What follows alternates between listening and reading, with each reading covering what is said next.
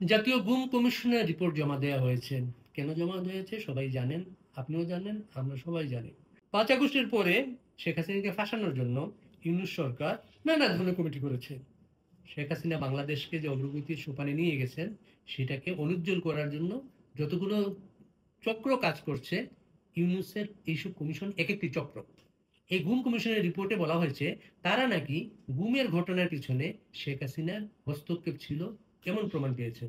শেখ হাসিনা বাংলাদেশের প্রধানমন্ত্রী ছিলেন, এর আগে খালেদা জিয়া প্রাইম মিনিস্টার ছিলেন, জিয়া ছিলেন, এরশাদ ছিলেন, এখন প্রফেসর ইউনূস দায়িত্বে আছেন। সরকারি নানা ঘটনা ঘটে, সরকারি নানা বাহিনীর নানা গ্রেফতার হয়। এখন যেমন মনে করেন গণমামলায় এক এক সাংবাদিকদের বিরুদ্ধে হত্যা মামলা দেওয়া হয়েছে।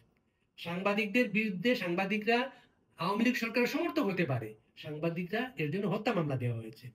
এই মামলাগুলোর পেছনে তাহলে কি ডক্টর ইউনূসের ভূমিকা আছে? যদি শেখ হাসিনাকে এভাবে টার্গেট করেন তাহলে তো ইউনূস সাহেব আপনিও বাঁচবেন না। শেখ হাসিনা বাংলাদেশের প্রধান রাজনৈতিক দল বাংলাদেশ আওয়ামী লীগের সভানেত্রী। শেখ হাসিনা বাংলাদেশের জাতির জনকের কন্যা। শেখ হাসিনা বাংলাদেশের জন্য পরিশ্রমী একজন নেত্রী হিসেবে নিজেকে প্রতিষ্ঠিত করেছেন। সর্বশেষ করোনা মহামারীর সময় বাংলাদেশের মতো দেশকে তিনি সফলভাবে সামাল দিয়েছেন।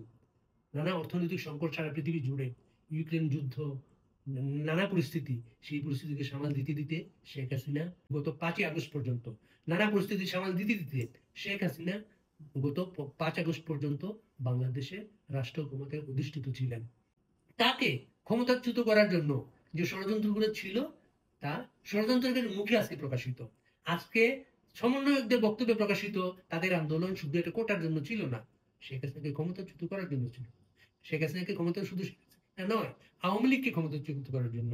আওয়ামী লীগকে শুধু ক্ষমতাচ্যুত নয়, আওয়ামী লীগের রাজনীতি জাতির জনক বঙ্গবন্ধুকে অপদস্থ করার কৌশল ছিল তাদের। সেই কৌশল থেকে শেখ হাসিনাকে দেশটাকে বাধ্য করার কয়েক ঘন্টার মধ্যে সারা বাংলাদেশের যেখানে যেখানে বঙ্গবন্ধুর প্রতিকৃতি ছিল, ভাস্কর্য ছিল, সব ধ্বংস করা হয়েছে। এই প্রস্তুতিগুলো তাদের ছিল। এই সমস্ত প্রস্তুতির জন্য তারা বাংলাদেশে একটা পাকিস্তানপন্থী সরকার গঠন করেছেন এবং পাকিস্তানপন্থী সরকার নিজেদের আত্মরক্ষার জন্য যত ধরনের অপবাদ দেয়া যায় শেখ হাসিনাকে দিচ্ছেন।